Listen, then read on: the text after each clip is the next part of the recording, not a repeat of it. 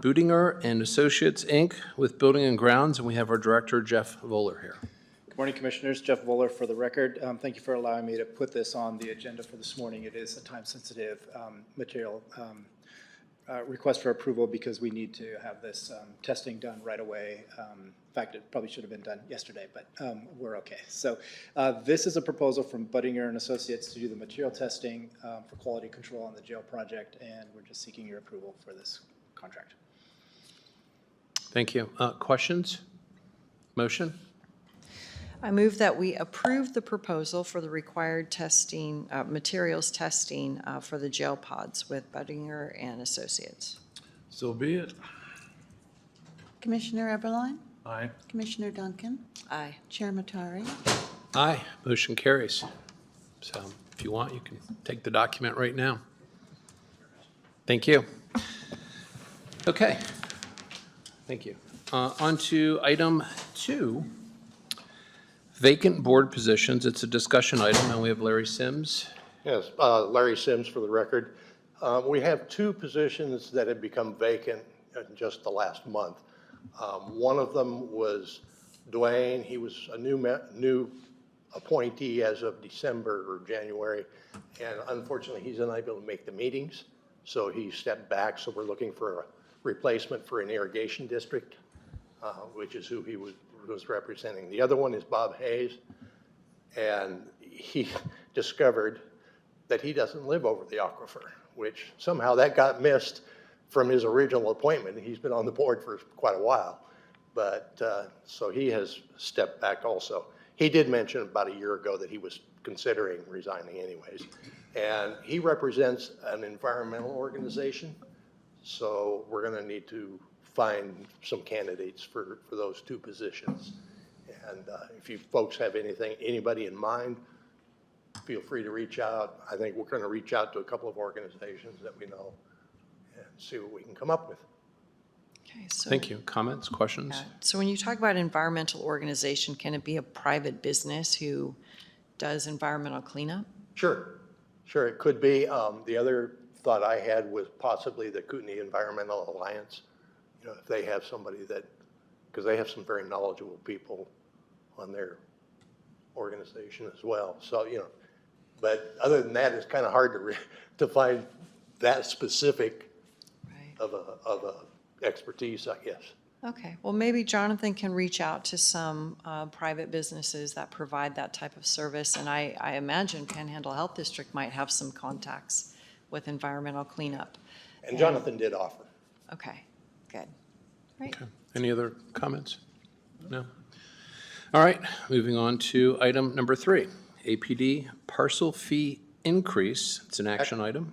Actually, we can remove that from the agenda because due to timing and the way the budget looks and things, a lot of factors involved, we decided this year to not do an increase. Okay. So we'll keep it the same, which you'll see in the presentation next. No objection? Okay. All right, so we'll move on to item number 4, FY26 budget review. And I'm going to turn this over to Nisha Miani, a board member, to give you this presentation. All right. So what we'll do today is go through how we looked 2020 through 2024 revenue and expenses. Talk briefly about what work we have in progress this fiscal year, and then talk about what our recommendation is for fiscal year 2026. Yeah. Or, I You don't got know. the. Oh, it's here. There we go. Right there. Okay, perfect.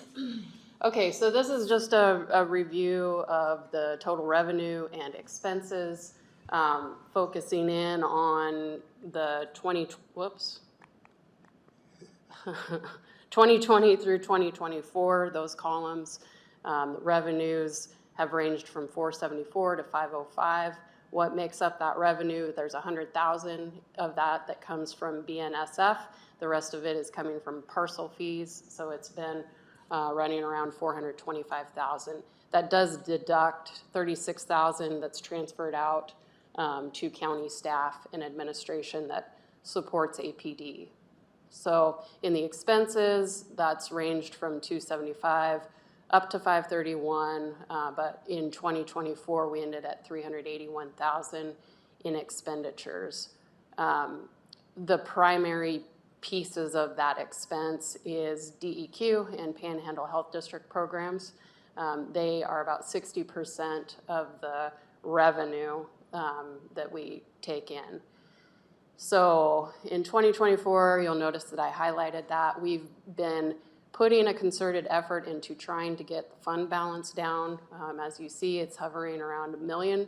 In 2024, unfortunately, this is where it's unfortunate when you come in under budget, but we came in under budget by 124,000, so that did impact that fund balance, and that's one of the reasons we're not recommending an increase to the parcel fee this year. But reasons for that, DEQ and Panhandle Health District were both significantly under budget that year by 193,000. So that was a good portion of that. And then we had planned to do LIDAR associated with the sensitive aquifer recharge area delineations and did not have to do that because we found a free source for that. So that was another 100,000 in savings. So instead of using fund balance, we did not use fund balance. We actually added to the fund balance. So, and the reason for the PhD and DEQ, though, that under budget was really just because they were unable to find staff that they had planned for in that year. So the work that is in progress right now, so this was last year's requests. First one is Spokane River Forum. I have an error there. It's not H2O Summit this year. It was a conference, and they had that two-day conference, April 22nd and 23rd. That already occurred. The University of Idaho, the Confluence Project, which is the educational program for high school students that we've supported for many years. That will be ending in their Youth Water Summit May 20th, and that's at the fairgrounds. So that's a great program. Agromet we've continued to support that, and that is basically it's weather stations that the Department of Interior has that we support, and from those weather stations, the farmers use that information to optimize their crop management and watering. So that is great. One of the big ones for this year, IWAC had requested $30,000 for a model update for the aquifer. This focuses on the Idaho side. And this first phase, that $30,000 was for data collection. And so they're well into that. And they've actually given us a request for this year that we'll talk about. And then the last thing, the sensitive aquifer recharge area, we are continuing to work on that internally. We've got $40,000 budgeted this year. The main item this year that we hope to accomplish with that is just refining our definition of the sensitive aquifer recharge areas so that we can share that with Kootenai County Planning and they can use that in the future. So. 2026, we received 8 requests from the outside. That totals $787,672. So this is all of them listed here. We are recommending funding all of them this year. We thought they were all good projects for the aquifer. The first one I noted, so we funded the first portion of the first phase of the model update, which was the data collection. IWAC has come back to us for an additional request for the actual model work for $200,000. This will be huge for Idaho, for the Rathdrum Prairie side, to have that model and to be able to model transport of constituents and just better understand the aquifer. Twin Lakes Flood Control put in a request. We have funded them in the past, some work on their spillway. So the spillway is at the top, the confluence of of a recharge area at Rathdrum.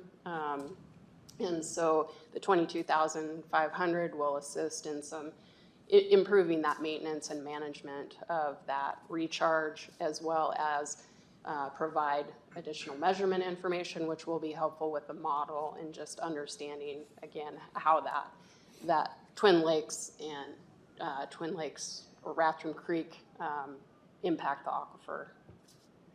I'm not going to get too far into DEQ, Agromet, Panhandle Health District. I can answer questions on those, but that's the standard that it has been for the last several years. Same with Spokane River Forum. Their prices have gone up this year since we've been funding them for, I don't know how many, 10 years or something. So this was the first time it's gone up. And then Green Ferry Water and Sewer District, they have a well that they requested monitoring equipment for, which we thought was important. It's a well that's kind of on the edge, outskirts of the aquifer. So again, better understanding the limits of the aquifer we thought was important. And then the Confluence Project. On the internal side, of course, we have Kootenai County administration and support, that 36,000. We have about 2,200 in education and supplies for various chamber events and things that we support. And then we've put aside 50,000 in this next fiscal year, again, to go towards supporting that sensitive aquifer recharge area effort. Our goal in the next 2 years is to get our hands around a better, I guess, strategy and plan for protection of those areas, be that through ordinance or land and easement acquisition or just education, and in some cases, all of those things. So this is the full budget. So $839,947 for 2026. This would require $321,480. I think I said that right. To come out of the fund balance. And this is our forecast. So getting back to the parcel fee, we've been tracking that since the beginning. So the last increase on the parcel, or actually the last change to the parcel fee, which was actually a decrease from $7 to the current $5.74, that happened in 2017. So we've held it at $5.74 since 2017 and recommend doing that one more year. Again, our focus is going to be on trying to better refine the projects for sensitive aquifer recharge areas so we can allocate those reserve funds appropriately that we have, and whatever is not allocated, our recommendation is basically to get that down to 300,000. So we do, though, once we have a plan for the SARAs and how we're going to protect them and the costs associated with that, we anticipate in years, probably 2028 and beyond, that we may need to look at increasing the parcel fee, just depending on what that plan is. You know, I might add too, one of the big concerns with the sensitive aquifer recharge areas is coming up with a defensible definition, so that if you pass a land ordinance or a land use zoning ordinance that defines what can or can't be done within one of those areas, and somebody wants to challenge that, currently we have no defensible criteria to base that upon. And I think that's what we really need. And, you know, interestingly enough, I did a presentation for the Hayden City, and they're looking at the same thing and have the same concern. They have one area right now that they're trying to get defined as a SARA, but without a defensible, you know, criteria, it's pretty difficult for community development or any other municipality to move forward with that. So that's kind of a focus that we're looking at. So Any questions? I'd certainly entertain it. Thank you. Any questions, comments? It's listed as an action item. Oh, actually, I do have one question. When is the public hearing? June 18th, I believe. Is that correct? Yeah, I think it's June 18th. Okay. Perfect. Okay. Perfect. Yep. Nothing else we need to do? Nope. No? All right, well, thank you. Welcome. Public comment? No? Okay. 9:16, meeting adjourned.